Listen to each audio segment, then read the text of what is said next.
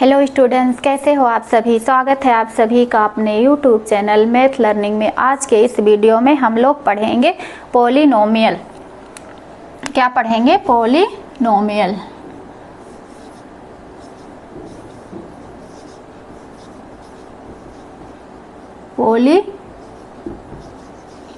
Polynomials polynomials को हिंदी में कहते हैं बहुपद। क्या कहते हैं? बहुपद। अब देखिए, इसमें पॉली मतलब क्या होता है। पॉली मतलब होगा, पॉली मीन्स होगा पॉली मीन्स होगा मेनी। क्या होगा? मेनी। और मेनी मीन्स क्या होता है? बहुत। क्या होता है? बहुत।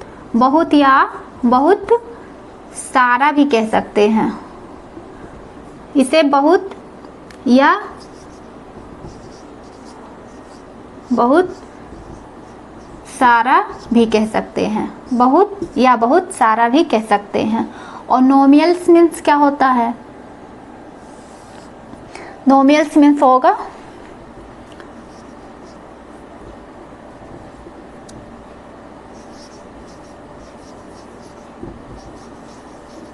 नोमियल्स मीन्स होगा टर्म। क्या होगा? टर्म। और टर्म मीन्स क्या होगा? पद। टर्म मीन्स होगा पद। पॉलिनोमियल मीन्स क्या होता है? बहुपद। पॉलिनोमियल्स की हिंदी बहुपद है।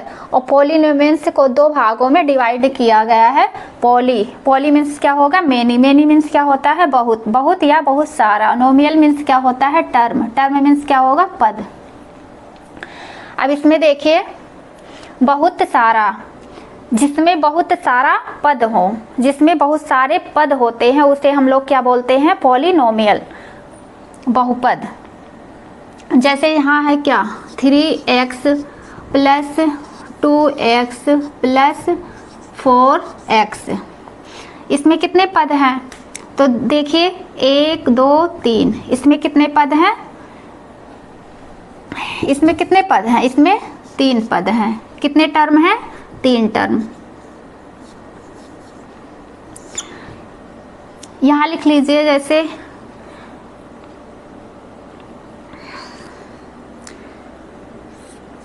Four x plus 5x plus 6x और 2x मान लीजिए। तो इसमें कितने? x मत मानिए, 2 ही रहने दीजिए। तो भी वो क्या है? 2 भी क्या है? अपने आप में बहुपद है। तो इसमें देखिए, 1 2 3 4। इसमें कितने टर्म्स हैं? 5। तो इसमें है 5 टर्म्स। इतना समझ में आ गया। अब आगे टॉपिक में देखिए। अगला टॉपिक देखिए। जैसे हम आपसे पूछ लें, चर राशियां, अचर राशियां क्या होती हैं, तो उसको कैसे आप लोग जानेंगे? चर और अचर राशियां क्या होती हैं। तो इसको इस तरह से, चर और अचर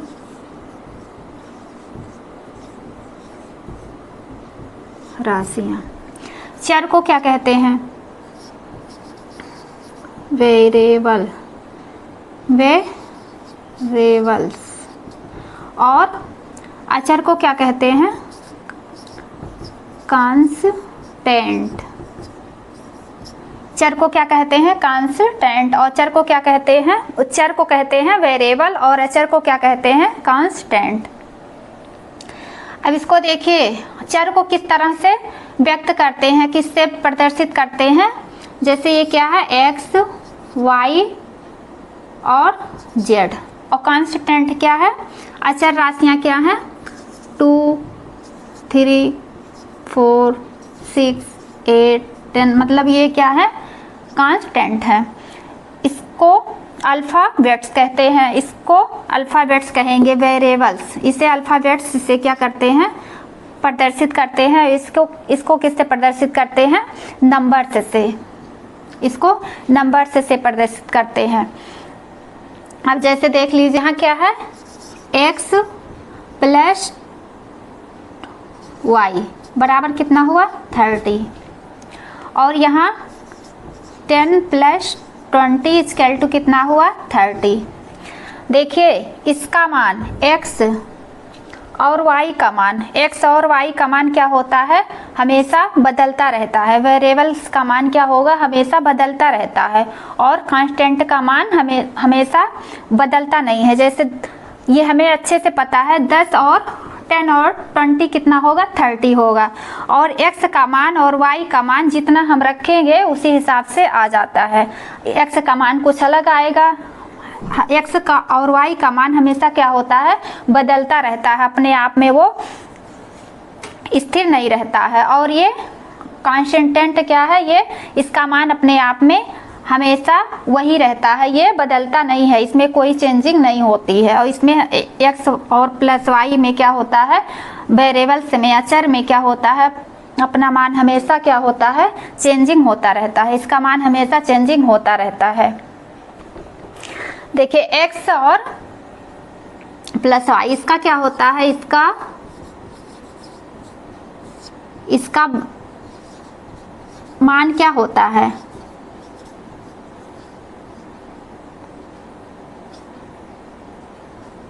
बदलता रहता है, जबकि इसका मान क्या होता है, इसका मान नहीं बदलता है। इसका मान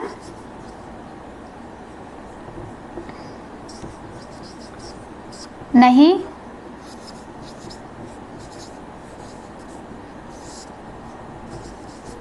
बदलता है। अब इतना अच्छे से आप लोगों को इतना तो क्लियर हो गया होगा कि चर क्या है और अचर क्या है। इसे दोबारा एक बार फिर रिपीट कर दे रहे हैं। चर को क्या कहते हैं, वेरिएबल्स। वेरिएबल्स मतलब क्या, अल्फाबेट और कांस्टेंट। अचर की इंग्लिश क्या है, कांस्टेंट। कांस्टेंट का मान कितना होता है, क्या होता है, नंबर्स होते हैं। तो इसका क्या होता है, इसका वैल्यू हमेशा क्या होता है, बदलता रहता है। इसका वैल्यू कभी क्या आ जाएगा, 2 + 9, 2 + 30। इसका मान क्या होता है, हमेशा बदलता रहता है, लेकिन इसका मान कभी नहीं बदलता है। इसका मान अगर 30 + 20 रहेगा तो इसका मान हमेशा क्या होगा, 50 ही होगा। इसका मान कभी नहीं चेंज होता है। इसका मान हमेशा, इसका वैल्यू क्या होता है, बदलता रहता है। इसकी वैल्यू कभी नहीं बदलती है। और जिसकी वैल्यू क्या होती है, हमेशा बदलती रहती है। x का मान कहीं कुछ निकल के आया, कहीं y का मान कुछ निकल के आया, उसे क्या कहते हैं, बीजगणितीय। उसे कहते हैं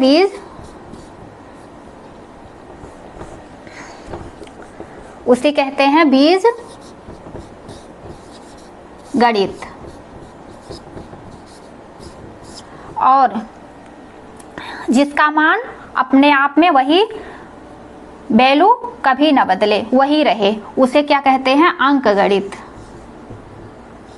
क्या कहते हैं उसे, अंकगणित।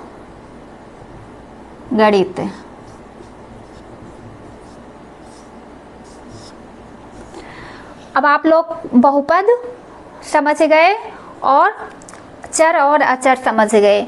अब देखिए बहुपद किससे पहचानते हैं, बहुपद का प्रतीक क्या है बहुपद का, तो ये हो जाता है px। बहुपद को इसी से क्या करते हैं, हम लोग लिखते हैं बहुपद की ये क्या, px से इसे लिखते हैं। और बहुपद की पहचान क्या होती है, बहुपद की पहचान, तो बहुपद की पहचान क्या होती है, जैसे इसका क्या होता है, इसके घात में हमेशा क्या होता है, पूर्ण संख्या होती है। बहुपद की घात में जो क्या होती है, घात होती है, वो क्या होती है, हमेशा पूर्ण होती है। जैसे यहाँ लिख दिया गया x और 3 + 2x 2 प्लस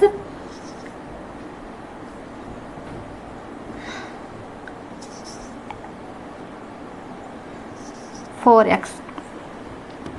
अब इसके देखिए, इसके घात क्या होती है, हमेशा पूर्ण होगी। इसकी घात क्या होगी, 1 2 3, इसकी घात क्या होगी, हमेशा पूर्ण होगी। जैसे पूर्ण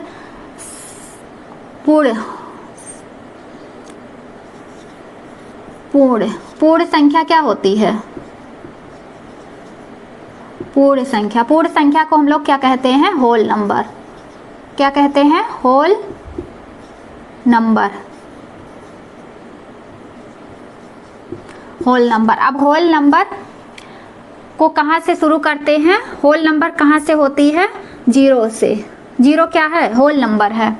0 1 2 3 4 5 6 7। इसी तरह ये क्या है, बहुपद की घात क्या होती है, हमेशा एक पूर्ण संख्या होती है। एक पूर्ण संख्या होती है बहुपद के घात में। इसमें देखिए ये क्या है, चर एक्स क्यूब, एक्स स्क्वायर, और एक्स के घात में अगर कुछ नहीं है तो वहाँ क्या मान लेते हैं, 1 मान लेते हैं। क्या मान लेते हैं, 1। चर की घात क्या होती है, चर की घात हमेशा क्या होती है, एक पूर्ण संख्या होती है। चर की घात हमेशा एक पूर्ण संख्या होती है। चर की घात हमेशा क्या होती है, एक पूर्ण संख्या होती है। जैसे हम आपसे पूछें, ऐसे लिख दें, एक्स स्क्वायर प्लस 2x, यहाँ लिख दे रहे हैं 3x स्क्वायर प्लस यहाँ 4। अब जैसे हम आप लोगों से पूछें कि यह एक बहुपद है, यह एक बहुपद है, तो आप लोग कहेंगे कि हाँ, क्या कहेंगे, हाँ यह एक बहुपद है, क्योंकि इसके घात में क्या है, पूर्ण संख्या है। क्या है, पूर्ण संख्या है। इससे क्या होता है, बहुपद को हम लोग क्या करते हैं, अच्छे से पहचान लेते हैं। इसके घात क्या होता है, एक पूर्ण संख्या होता है। अगर यहीं हम लिख दें 3x स्क्वायर के घात तो प्लस और 2x प्लस 4, और इसको हम पूछें कि यह क्या है, ये एक बहुपद है, क्या ये एक बहुपद है, तो आप लोग कहेंगे नहीं, क्योंकि ये बहुपद नहीं है, क्योंकि इसमें पूर्ण संख्या, इस चर के घात, वेरिएबल के घात क्या है, एक पूर्ण संख्या नहीं है, ये पूर्ण संख्या नहीं है। तो इसको क्या कहेंगे, ये बहुपद नहीं है। ये क्या है, बहुपद नहीं है, ये बहुपद नहीं है। अब इतना तो आप लोगों का क्लियर हो गया कि चर की घात हमेशा एक पूर्ण संख्या होती है, और बहुपद और चर की घात अगर पूर्ण संख्या नहीं है तो वो क्या है, बहुपद नहीं है। ये क्या है, बहुपद नहीं है। और ये भी जान लीजिए क्या नहीं होता है, बहुपद क्या नहीं होता है। तो जैसे यहाँ हम लिख दें एक्स के घात, चर के घात, क्या, चर के घात अगर क्या रहे, बटे में कॉमा 1/3 कॉमा 2/4, बटे में क्या, बटे में चर के घात अगर बटे में संख्या रहे तो वो क्या होगी, बहुपद नहीं होगी। अगर अंडर रूट में रहे, √4 √3, तो ये भी क्या होगी, बहुपद नहीं होगी। और दशमलव में रहे, पॉइंट में, तो ये भी क्या होगी, ये बहुपद नहीं होगी। ठीक, इतना जान गए। चर की घात हमेशा एक पूर्ण संख्या होती है। चर की घात हमेशा क्या होती है? एक पूर्ण संख्या होती है। चर की घात हमेशा क्या होगा? एक होल नंबर होगा। और बहुपद को कैसे समझा? बहुपद के घात क्या होगा? हमेशा पूर्ण संख्या होगा। और बहुपद को कैसे समझाएं हम लोग, समझें कैसे, उसे पहचाने कि ये बहुपद नहीं है। तो बहुपद को समझने के लिए, पहचानने के लिए हम लोग देखेंगे, उसकी क्या देखेंगे? घात देखेंगे, उसकी पावर देखेंगे, डिग्री, उसके घात में क्या है। तो उसकी घात में क्या है? अगर बटे में उसकी घात, चर के घात, वेरिएबल के घात में, पावर में अगर बटे में रहे और अंडर रूट में रहे, क्या रहे? अंडर रूट में रहे, और पॉइंट में रहे, जैसे 1.2, 3.6 इस तरह रहे, पॉइंट में रहे, अंडर रूट में रहे और बटे में रहे, तो वो क्या होता है? वो बहुपद नहीं होता है। वो क्या होता है? बहुपद नहीं होगा। और इस तरह रहे, जिसके क्या रहे? वेरिएबल के पावर क्या रहे? पूर्ण संख्या रहे, होल नंबर रहे, तो वो क्या होता है? वो क्या होता है? बहुपद होता है, पॉलिनोमियल होता है। यहाँ तक तो आप लोगों के अच्छे से समझ में आ गया होगा। पद, टर्म क्या होते हैं? टर्म। तीसरा क्या है? टर्म। टर्म की कितने टाइप्स होते हैं? टाइप्स कितने प्रकार के होते हैं? तो पद देखिए, एक होता है एक पद, और दूसरा होता है द्विपद,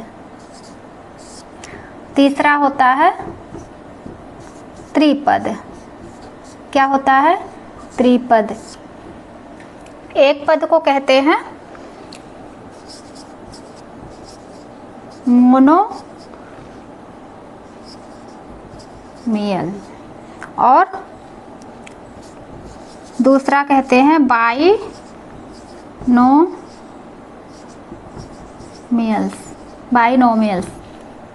और त्रिपद को कहते हैं त्रिनोमियल्स।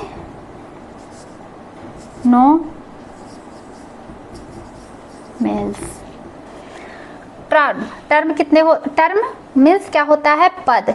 पद के टाइप्स कितने प्रकार के होते हैं? 1, 2, 3। पद कितने प्रकार के होते हैं? 3 प्रकार के। तो देखिए यहाँ अभी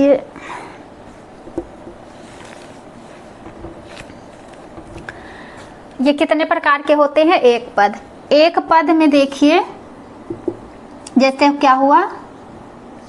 x हो गया, क्या हो गया? ये x, 2x, 3x, ये क्या हो गए? एक ही अपने आप में क्या है? एक टर्म्स है, एक पद है। ये एक पद, 2 पद, 3 पद। अभी हम आपसे पूछे कि ये क्या है? कौन से पद के हैं? ये क्या है? एक पद के। ये क्या है? एक पद है। द्विपद देखिए, इसमें होता है 2x प्लस x, मान लीजिए ये क्या है? इसमें क्या है? 2 पद। अभी हम आपसे पूछे ये कौन से टर्म के हैं, तो आप बताएंगे ये 2 टर्म्स के हैं, 2 पद के हैं। और त्रिपद के देखिए, इसमें क्या होता है? 2x plus 3x plus x plus त्रिपद। क्या हो गया? ये क्या है? अभी हम आपसे पूछे इसमें कितने त्रिपदीय में कितने टर्म्स होते हैं, तो आप कहेंगे 3 टर्म्स। क्या कहेंगे? 3 टर्म्स। इसमें कितने चर हैं? देखिए कितने चर हैं। इसमें कितने चर हैं? 1, 2, 3। इसमें कितने चर हैं? 3। कितने चर हैं? 3। और कितने? यहाँ मान लीजिए 4। कितने चर हैं? कितने चर हैं? 2। तो बहुत होते हैं, पर अपन मोटा मोटा लेकर चल रहे हैं। 1, 2, 3, केवल 3।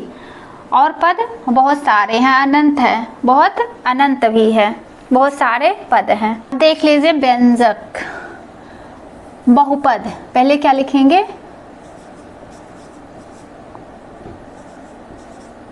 बहुपद, पॉलीनोमियल्स, और क्या है, व्यंजक।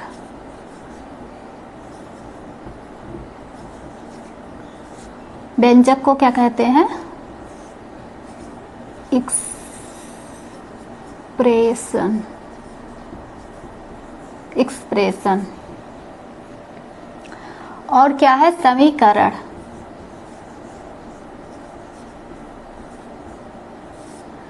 समीकरण को कहते हैं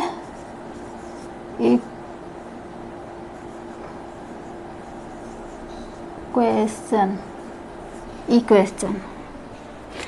देखिए अभी हम यहाँ लिख दें 4x² प्लस 3x माइनस 2, और हम आपसे पूछें कि ये क्या बहुपद है, तो आप क्या कहेंगे, हाँ। अगर हम पूछें कि ये क्या व्यंजक है, तो आप लोग क्या कहेंगे, हाँ, क्योंकि व्यंजक क्या होता है, ये क्या है, बहुपद है। ये क्या है, बहुपद, ये क्या है, बहुपद। और बहुपद के साथ साथ ये व्यंजक भी है, क्या है, व्यंजक, क्या है, व्यंजक। ये बहुपद भी है और व्यंजक भी है। और यहाँ हम लिख दें 4x के घात √3, 3 नहीं 1/2 प्लस 3x प्लस 4। अब इसको हम आपसे पूछें कि ये क्या बहुपद है, तो आप क्या कहेंगे, नहीं। और ये क्या है, समीकरण है।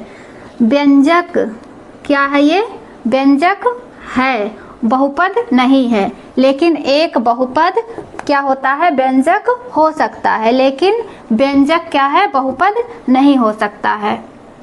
जैसे यहाँ लिख दें 3x के घात 2.5, क्या है ये, नहीं 2 घात 3 प्लस 4x प्लस 3, ये क्या है, ये बहुपद नहीं है। ये क्या है,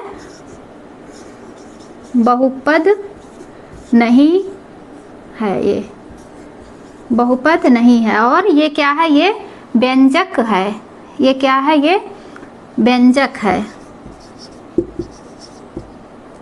ये क्या है, ये व्यंजक है, लेकिन बहुपद नहीं है। एक व्यंजक बहुपद हो सकता है, लेकिन व्यंजक बहुपद नहीं हो सकता है, क्योंकि इसके घात क्या है, इसके घात एक पूर्ण संख्या नहीं है, एक होल नंबर नहीं है।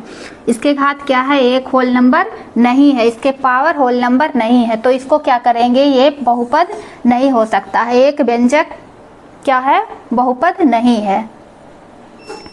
और समीकरण में क्या है, ये 2x प्लस 3x, इसको 4x, और ये क्या है, ये इक्वल। अब समीकरण को कैसे पहचानेंगे, कहीं भी अगर बहुपद के बराबर करके इक्वल टू करके 0 लगा है, तो वो क्या हो जाएगा, वो इक्वेशन हो जाएगा। वो क्या हो जाएगा, वो समीकरण हो जाएगा। वो क्या समीकरण हो जाएगा।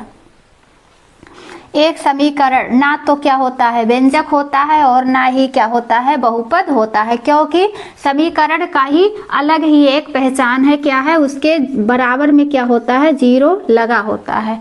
और इस तरह क्या होता है, ना व्यंजक में रहे और ना क्या होता है, बहुपद में रहे। इसको इतना तो आप लोगों का अच्छे से क्लियर हो गया होगा कि बहुपद क्या होता है और व्यंजक क्या होता है और क्या होता है, समीकरण। 6 क्या पढ़ेंगे, घात।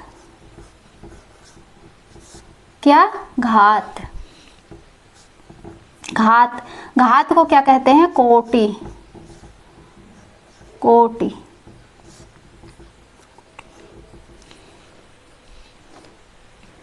घात को क्या कहते हैं? कोटि। और क्या कहते हैं? Degree.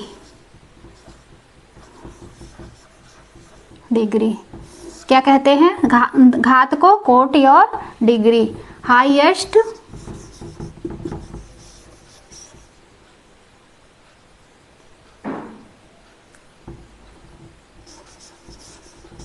Highest power. Highest power जैसे यहाँ दिया है 4x के पावर 4 प्लस 3x के पावर 3 प्लस 2x के पावर प्लस 3। यहाँ कुछ नहीं है तो यहाँ 1 माना जाएगा।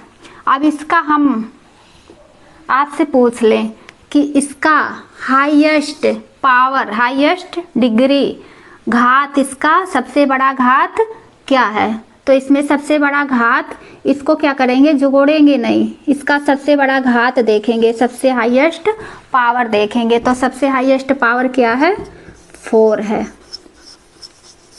अब यहाँ देखिए, अगर ये अल्फ़ाबेट क्या चर राशियाँ क्या हो? अलग अलग हों। जैसे क्या है? 3x के घात 2 और y के घात 1। इसको करना है तो क्या करेंगे? इसके क्या करते हैं? घात जोड़ लेते हैं। तो इस क्या हो जाएगा? ये 3। इसका पावर क्या हो जाएगा? 3। अब इसको हाईएस्ट पावर, इसके जितने घात बहुपद में क्या होते हैं, जितने घात जो हाईएस्ट होता है, हाईएस्ट पावर होता है, उसी को क्या करते हैं? लेते हैं। उसी को क्या करते हैं? लिख लेते हैं। इसमें देखिए गुणांक, कोफिशिएंट। कोफिशिएंट की हिंदी क्या है? गुणांक। कोफिशिएंट की इंग्लिश क्या है? कोफिशिएंट की हिंदी क्या है? गुणांक।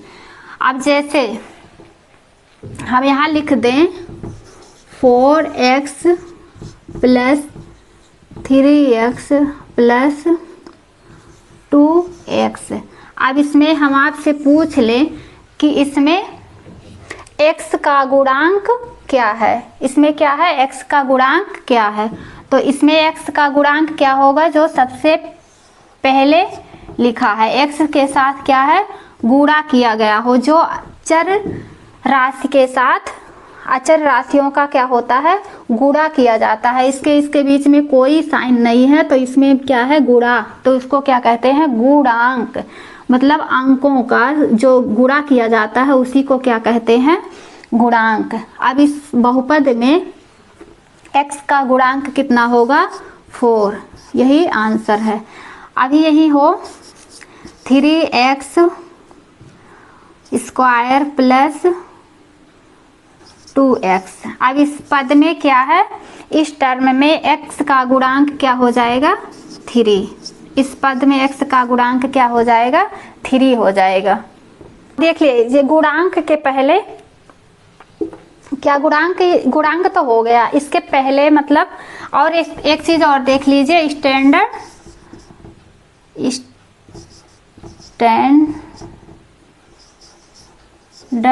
फॉर्म।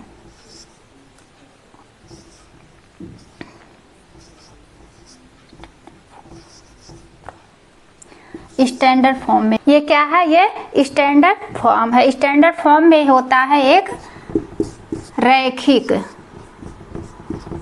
क्या होता है? रैखिक बहुपद। रैखिक बहुपद। रैखिक बहुपद को कैसे करते हैं? ax plus b। और एक होता है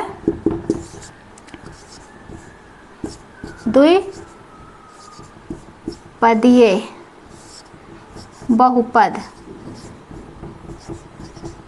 इसको किससे लिखते हैं? ax स्क्वायर प्लस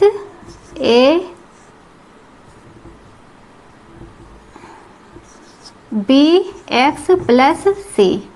और एक तीसरा होता है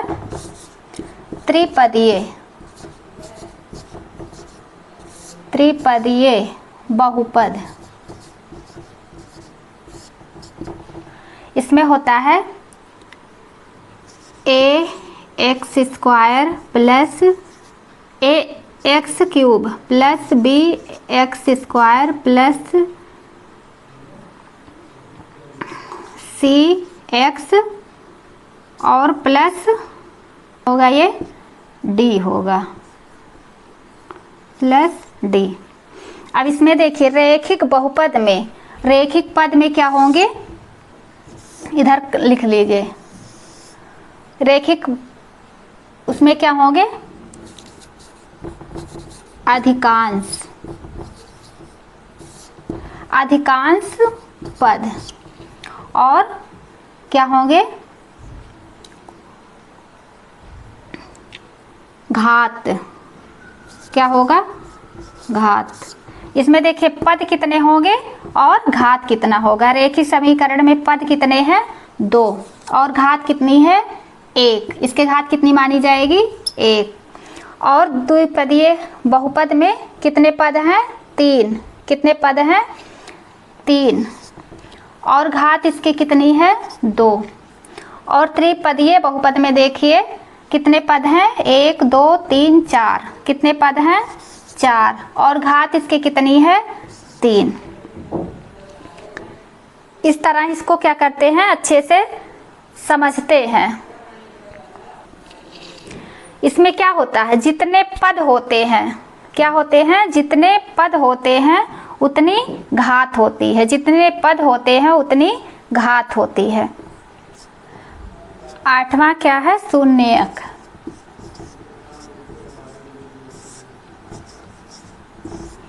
शून्य की इंग्लिश क्या है, जीरोज, जीरोज ऑफ पोलिनोमियल,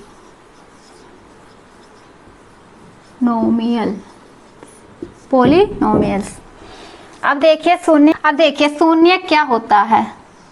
शून्य करने के लिए क्या करेंगे, इसको क्या कर देंगे, 0 कर देंगे, बराबर में 0।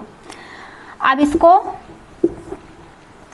जैसे किसका शून्यक निकालना है हमें, किसका, 3, तो ऐसे करेंगे। इसका शून्यक निकालने के लिए क्या करेंगे, 3x, अब ये 0 के इधर जाएगा, बराबर में शून्य, किसी भी संख्या का शून्यक निकालना हो तो उसके क्या करते हैं, इक्वल टू 0 कर देते हैं। तो इसको 3x + 9 का क्या करना है, शून्यक निकालना है, तो उसको क्या करेंगे, यहाँ 3x + 9 है तो इसको कर देंगे हम +9 बराबर 0। अब ये क्या हो जाएगा, 3x बराबर, ये इधर जाएगा, बराबर के इक्वल टू के इधर जाएगा, तो ये क्या हो जाएगा, -9। अब x बराबर क्या हो जाएगा, -9/3। अब 3 से कट जाएगा, 3 3 जा 9, ये इसका शून्य क्या है, -3। इसका शून्य क्या है, इसी तरह इसका भी निकालेंगे, सेम इसी तरह ये निकलेगा। 3x प्लस ये माइनस इधर जाएगा, क्या होगा, ये माइनस इधर जाके ये हो जाएगा 9। अब x बराबर ये क्या हो जाएगा, सेम टू सेम वही तरह हो जाएगा, ये 3 3 जा 9, x का मान -3। अब इसको करना है शून्य किसका निकालना है, 5x + 2 बराबर 0 का, तो इसको करेंगे 5x + 2 और बराबर 0, तो ये हो जाएगा 5x और ये माइनस बराबर क्या हो जाएगा, -2। अब x बराबर क्या होगा, -2/5। ये क्या है, इसका शून्यक है, इसका शून्यक और इसका शून्यक। शून्यक निकालने का यही है, कोई भी पद दिया हो, कोई भी पद दिया हो उसके इक्वल टू क्या करते हैं, 0 कर देते हैं, तो उसका क्या होता है, शून्यक निकल जाता है।